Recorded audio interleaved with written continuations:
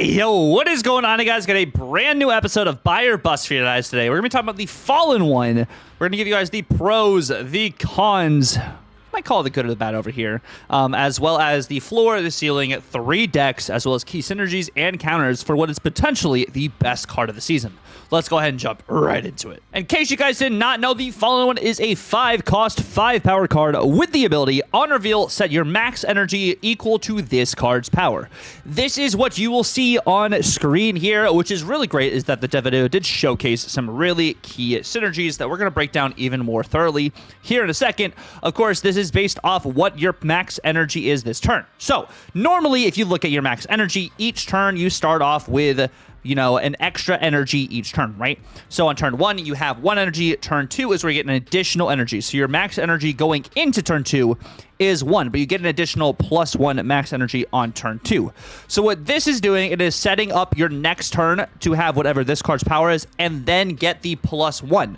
So let's just say the Fallen One has 7 power. When you play Fallen One, you're going into turn 6. Let's say if you play this on turn 5, you go into turn 6, you start off with 7 energy, and then you get the additional +1, giving you 8 max energy on turn 6. So that's the way the energy is going to work here, which is why with these key synergies, we have cards to boost that power to give you an additional max energy. Of course, the on reveal goes off at first when you do play the Fallen One, so you would have 5 max energy here, but if you activate your Symbiote Spider-Man into the Fallen One, you actually will have 12 max energy going into that next turn, of course, without any buffs on either card.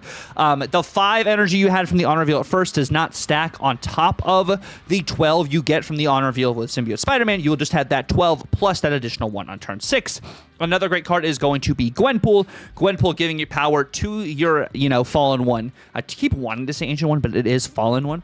When that goes off, your on reveal for Fallen One goes off, that will be your max energy for the next turn. So any boost from Gwenpool does help, which is why I'm also including Captain Carter, which was a great example they used in the video. Captain Carter makes it so the power, of course, the card in the back row gets Captain Carter's power. So when the on reveal happens for Fallen One, if Captain Carter just has no buffs whatsoever, the Fallen One will have 7 power when it on reveals, thus giving you 7 energy going into the next turn before you get that +1. Since it looks at what its power is on the board in that second, and it's not based off ongoing power, it's based on the power you have currently. With the ongoing power, of course, of Carter, I'm just saying not like it's an ongoing power itself for Fallen One. It is looking at like kind of a permanent power in a sense there.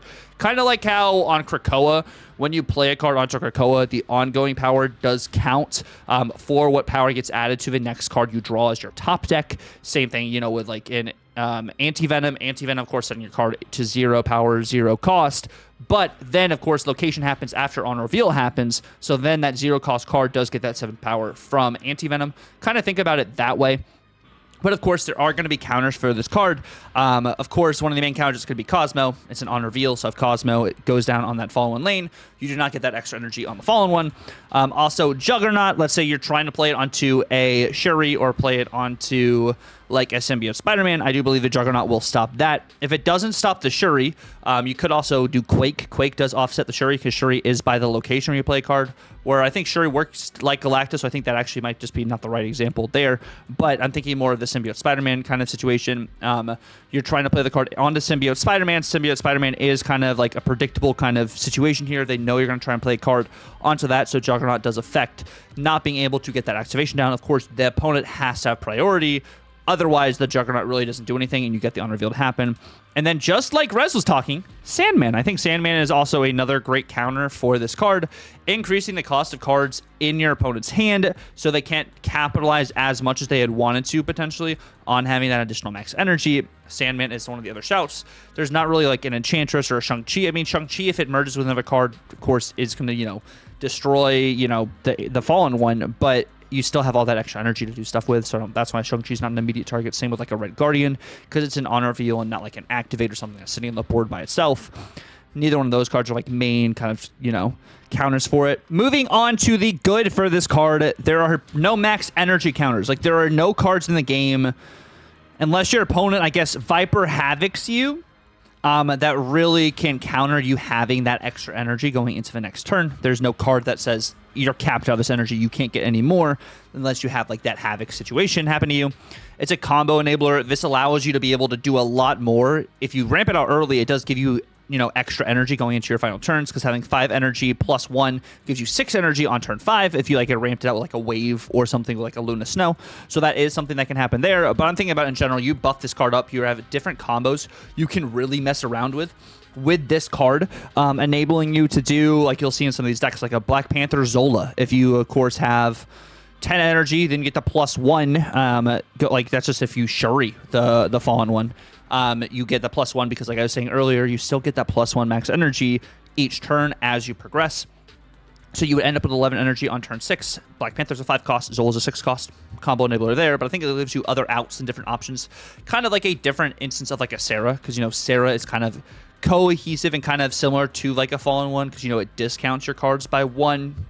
This allows you to play them at full cost, but with extra energy to do some more of your combo pieces.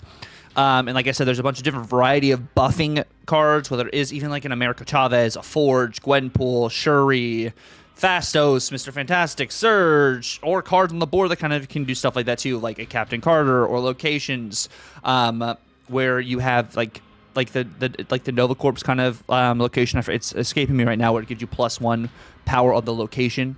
Something like that helps, or even like locations like Shuri's Lab, where you're doubling the card, but the doubling, of course, happens afterwards, so it really wouldn't have the same effect there. That just gives you more power on the board. But a lot of locations, like when you play it onto the location, it gives you the extra power, is something to keep in mind there, if it's not just the buffing cards itself. And I think other than that, that actually might be all the good I have there. Now, when I go to the bad, you do have to kind of like fully commit for a turn 5 play. So it is either predictable because you are placing cards like onto a Shuri lane or onto a Symbiote Spider-Man lane. Your opponent knows what's going to happen there. But if it's like a buffer your opponents don't necessarily know, like it's a Gwenpool or a Forge or a Galacta, a Chavez, Fastos, Mr. Fantastic, Surge, they don't necessarily know what exactly power you're going to be playing with your Fallen one. So they don't know exactly what energy you're going to be getting, which is pretty nice there to have as like a different out if you don't have more of the predictable Shuri or Symbiote Spider-Mans on the board in that sense. But your opponent, if you have those, of course, it is predictable kind of the power you're going to be playing down there or that you're going to be playing onto that lane. And then you kind of need to have other cards afterwards to maximize. Like, if you get extra energy, that's cool. But if you don't have any ways to use the extra energy, it's like, okay, well, you have extra energy. Now, what are you going to do about it kind of thing? So it's like you gotta have the combo pieces in order to do stuff afterwards. Like, building up to big, cool, yeah, I have max energy, I'm going to scare you. But if you don't have anything to do with them, kind of like, what's the point is kind of the idea. Like, you kind of have to build your decks around having that extra energy in order to maximize and have other opportunities to, go big, go crazy, kind of thing there. Moving on to the floor and the ceiling for this card. At the floor, there's a late, it's a bad late draw. You get this on turn 6, not great. Or if you don't have any buffs, it's just a 5/5, which is anyways, you'd have the same amount of energy going into turn 6 anyways, because you have 5 energy going into turn 6, so it doesn't really do anything for you at a 5/5.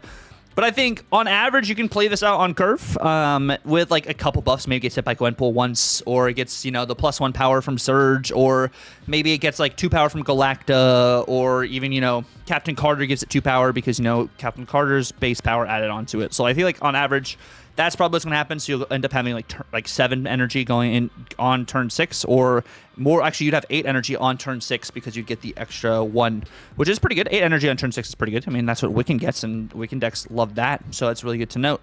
But I think, like, the top end, you get this card juiced, or, like, played into the Shuri or the Symbiote, which is more predictable, but it gives you kind of like the most power in a lot of those instances. The Symbiote gives you 12 max energy, and then you get the additional 1 on turn 6, so you'd go to 13 max energy, which is nice. And then with Shuri, you get 10 energy going to the next turn. You end up with 11 energy on turn 6, which is really nice, and that's like the high end for this. Of course, there's other locations and other ways to like have this card even more juice than that to get some crazy value, but those are kind of like the top end I was thinking of here. Moving on to our decks, I was, of course, first thinking of a Surfer list over here. You have the Fallen one, or you have Sarah as 2 options for your turn 5 play. You then just have like a bunch of different strong 3-cost cards. You have cards to juice your Fallen one, whether that's Gwenpool Galacta, Mr. Fantastic, who just got hit in the OTA for steps, Surge, Fastos, like a bunch of different ways to have that extra power onto Fallen One potentially. Maybe even getting him out early if with Fanta or with Fastos. You have those as different options, or even Surge. Just a variety of different ways to be able to have extra energy going into these next couple of turns. Was kind of the thought process here. And then the big cards, you know, with a Shaw, Carter, big Broodlings, and then you also have like Juggernauts to be able to just solidify lanes, because Juggernaut just wins lanes for you guys. Next, we do have Fallen by Greed, which is more of that Black Panther or Nimrod kind of situation where you do have Zola, you have Kid Omega. So even if you don't have Fallen One into Symbiote Spider-Man, you could have Panther into Symbiote Spider-Man, or Panther or Symbiote Spider-Man into Nimrod into Venom, or Symbiote Spider-Man into Nimrod into Zola. You know, like there's a bunch of different lines there, different ways to buff, whether that's Gwenpool, Galacta, or Surge. Just kind of having just a variety of different things there. If you don't have the Black Panther line, if you do get your Fallen One to 10 power, so you have 11 energy on turn 6, you can do even Zola Nimrod. Like there's a bunch of just different ways I feel like you can play around with this, or Kid Omega even onto the board into like a Galacta, Nimrod, Venom. You could kind of also set that up where you would play your Galacta first into Nimrod after you've activated Kid Omega. So Kid Omega blows up the Nimrod, and then Venom eats the Nimrod on another lane to just have power go into a variety of different places. It's just another thought process there you can do if you do get, you know, your Fallen One up to 10, because then you have 11 energy. Or no, you have to get your Fallen One up to 11 for that. So then you have 12 energy. So then you can play Galacta, Nimrod, and Venom, because that is 12 energy required to do that line. Just some different just combo pieces, kind of like the thought process here. And then, of course, we have Buffed Until I Fall, which you're also using, you know, Mr. Fantastic. You're using Sinister. You have Chavez here. Fastos, Absorbing Man for either Sinister or for Broodlings. You're not really using it for Fallen One. You're not absorbing Fallen One. You could also use Absorbing Man onto your Gwenpool, depending on, like, if you got the Zabu value as well. Just a bunch of different ways to have extra energy. This, you're just kind of getting really interesting with your buff pieces. It's hoping that your Sinister, your Broods, or your Absban have been buffed a little bit to just have that power across the board. It's kind of just like the thought process there. But those are going to be the 3 decks. As we do move on to my idea with this card, I think this is a very strong card. I don't think it's necessarily a 5-star strength just yet. I think there's definitely potential for this to be 5-star strength. Like, I definitely think there's a world where this is just absolutely incredibly strong. But of course, I'm thinking you have to really buff this in order to truly capitalize and have all the combo pieces you need in order to get the full value out of this. But it is fairly flexible. It's not completely narrow to just a few types of decks. It's just reliant on you buffing this card in order to really capitalize on having more max energy, or just having, in general, more energy than your opponents. If it does end up being busted or really good, maybe they do adjust it and make it a 5-4. I don't see it happening, because 5-4 is just like a really big downside, because it takes away your energy then going into your turn 6. So I don't necessarily know if it actually would get adjusted to that. If anything, they would maybe make it more expensive, like make it a 6 cost, so you have to ramp it out earlier. I don't know. It's just kind of like you have to fidget with it, I think, a bit, but I don't necessarily think this card's going to get adjusted. I'm just saying if it were to be broken, it's a very just hard card, I think, to balance. But with that in mind, I do say this is a buy. I think this is potentially the best card of the season. I think there's a large likelihood for that to happen, whether it's this card or the card coming out next week, Cosmic Ghost Rider.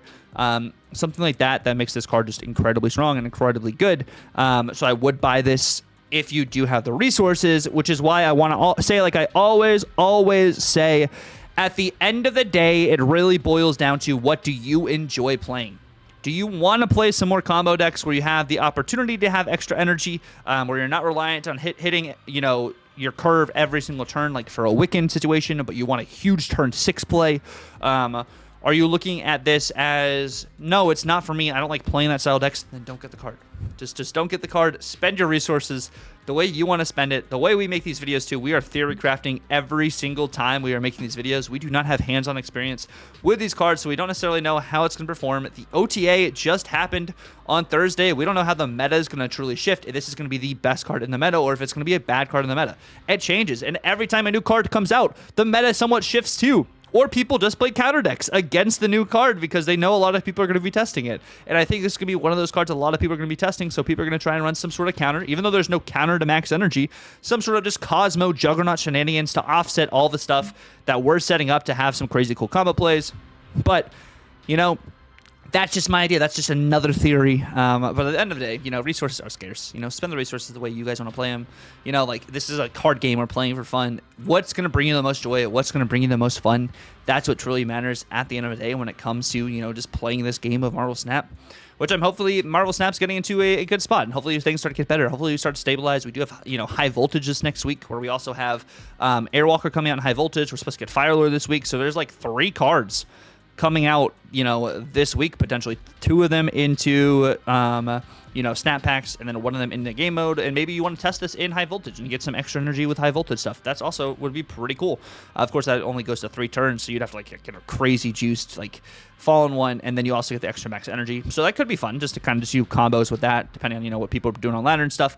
But yeah, that's going to be the end of the buy or bust for this week. Let me know down below, what are your guys' thoughts on Fallen One? I think the freaking Spotlight might be the best Spotlight of the month. It's freaking incredible. The Cosmic Ghost Rider has a good Spotlight too, which I don't really get any of the Spotlights. 2,400 gold's a lot of gold. I wish maybe it was for tokens, maybe. Let me know down below if you think they should be for tokens when it comes to these Spotlight variants, or if you like them for gold or want something else for them. Maybe they're in snap packs or something for a special, Spotlight snap pack, which we also do have, I think, the special snap pack starting this next week. I think we have the X-Men Spotlight or seasonal whatever snap packs coming out, so you can get X-Men characters, which is really cool for targeting there. And I think the following week is Destroy cards. So that's actually really good to note. It could be really cool. But yeah, thank you guys so much for watching. If you guys did enjoy the video, definitely feel free to like, comment, and subscribe if you're new. It's been real. God bless, and Tucker out.